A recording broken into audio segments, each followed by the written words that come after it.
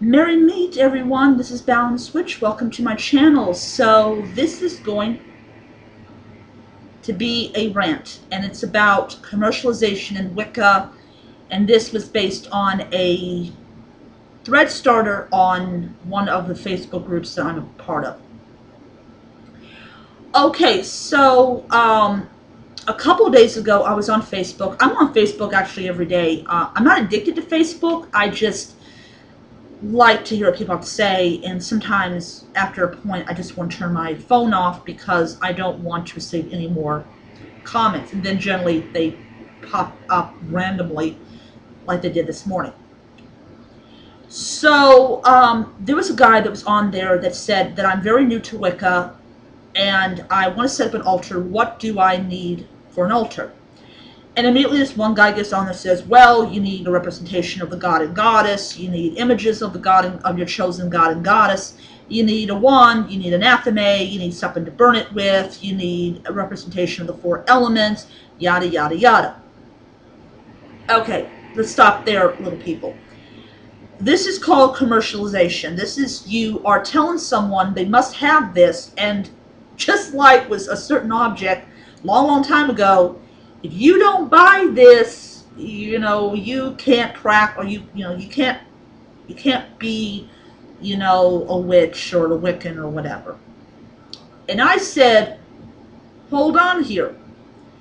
And I told him, I said, this is advice from someone who's been practicing Wicca for over 20 years.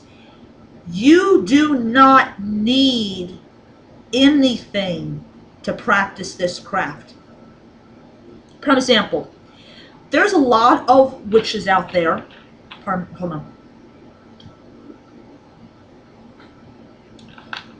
That don't have a ton of money. I happen to be one of them, unfortunately. Last year wasn't the case. Last year I had a job and I had money. But anyways,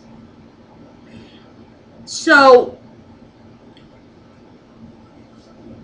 when I hear about you need this, you need that, you need that, you need this, I say to myself, whoa, wait a second. First and foremost, what is your budget? I always ask that. After you pay your bills, obviously I'm hoping you live away from your parents' home, but after you pay the utilities, how much money you have left over? And then how much of that money do you spend for food? You won't have leftovers, what you can use for supplies.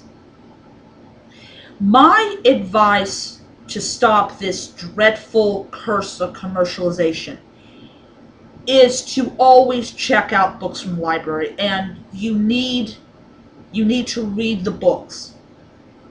I know I have to.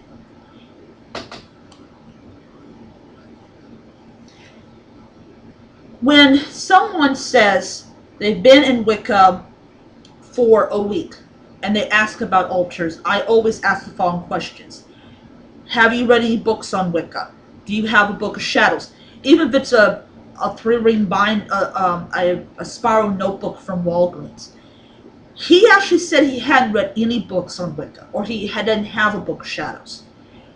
And I said, well, maybe you need to start reading the books before you actually talk about altars. Now, if you're a person that really truly believes this is your path, like I did when I was 12, and you really feel that you really need to have an altar set up, okay, fine, go ahead. But I always advise people, they're going to go into altars, if you don't have a ton of money to spend, you go out, you get yourself some frames, you print out an image of whatever god and goddess you choose, and you go and you search out nature for your representations of the elements. You search out nature for your wand. You search out nature for whatever.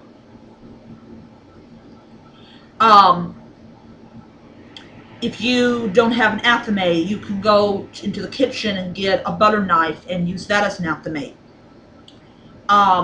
There's nothing wrong with that. Nobody in the YouTube community is going to criticize you for it. If they do, they're idiots.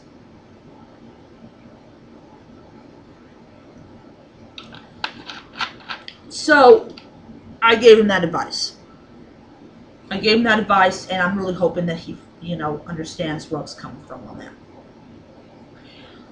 But commercialization, I think, exists everywhere. I think when you go and you have someone on Facebook that says, you need this, this, this, this, and this, they're going to listen to that person. They're going to go out and they're going to buy, pardon my French, a shitload ton of stuff, and they won't know what any of it does. And I'll be absolutely honest. I didn't have money. I mean, my mom gave me an allowance every month with my Social Security check because she had to give me a little bit of it so that I would be able to enjoy some of the check. And it was just a rule that we had in the house. And I would go with her, and I would have my little book, and I would read it, and I'll be honest, I didn't understand any of it. I didn't. But I worked hard to try to understand even a portion of what she was talking about. But later on down the road, I did fall under the spell of commercialization. I had to have this, I had to have this, I had to have this.